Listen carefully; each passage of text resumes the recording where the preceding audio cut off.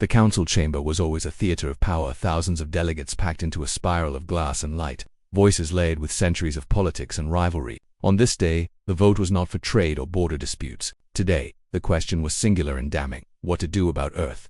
One by one, the luminous panels lit green in favor.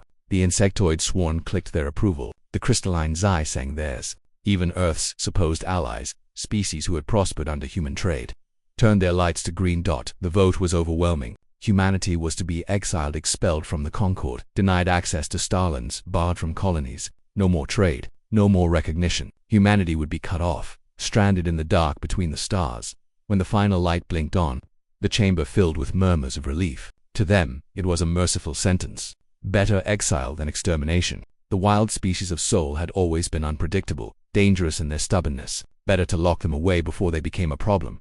The human delegation did not protest. Their ambassador, a woman named Helena Drake, stood tall, her uniform immaculate, her face unreadable. She listened to the formal decree, waited for the chorus of alien voices to fade, and then simply nodded. Her words were quiet, yet every ear in the chamber caught them, understood. The council expected outrage, please, maybe even a desperate fight to remain among the stars. What they got instead was silence. Within days, Earth shut down its embassies. Human ships withdrew from neutral ports. Colonies closed their gates and stopped answering hails. At first, the galaxy celebrated. Trade lanes cleared, old rivalries simmered down. Without the humans, things felt easier, predictable. But then the reports began. Mining colonies stripped bare overnight, orbital foundries dismantled, shipyards abandoned, every bolt and plate removed with surgical precision. Worlds that once hummed with life turned dark and barren, as if they had never been touched at all.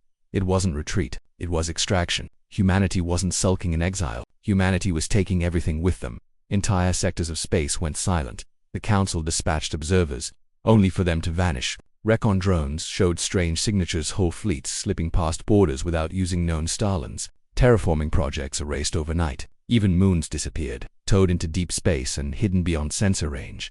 The truth dawned slowly and terrifyingly. Humanity hadn't been dependent on the galaxy. The galaxy had been dependent on them. Human tech ran half the frontier. Human engineers built the jump relays that connected sectors. Human freight moved the raw ore that fed alien factories. Now it was gone.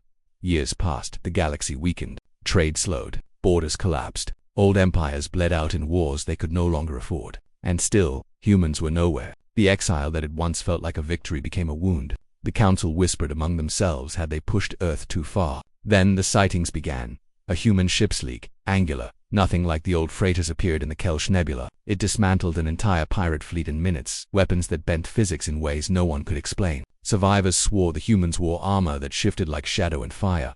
Another report came from the outer spiral. A single operative infiltrated a fortress, collapsed its defenses, and walked out with its governor. The world bent the knee without a battle. The galaxy had exiled Earth, but Earth had not waited to be told twice. They had gone into the darkened, built something new, something dangerous. The council, desperate, tried to re-establish contact. Diplomatic ships were sent toward Sol, bearing pleas for reconciliation. None returned. Until one day, they did. A lone shuttle drifted into council space. Engines disabled, hull scarred with strange patterns. Inside was a single human. Not an ambassador, not a diplomat. A soldier. He stood in the chamber, helmet under one arm, gaze cold. His words cut the silence like a blade. You voted to exile us, and so we left. We learned, we built, we remembered. He paused, letting his stare sweep across the chamber of species who had once laughed. You thought exile would weaken us. It didn't, it freed us. You will not find us until we choose to be found. And when we return, it will not be as petitioners. It will be as the power you tried to bury.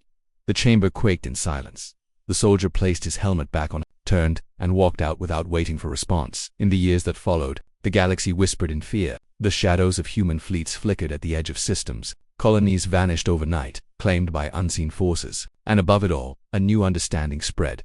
The council had not exiled Earth. They had unleashed it.